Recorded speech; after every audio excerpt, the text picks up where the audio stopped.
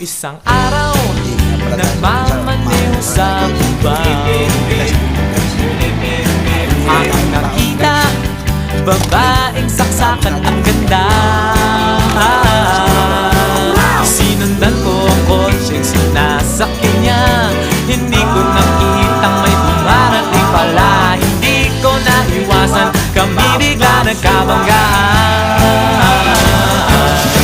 Nung magkamalay, ay nasa ospital na ako.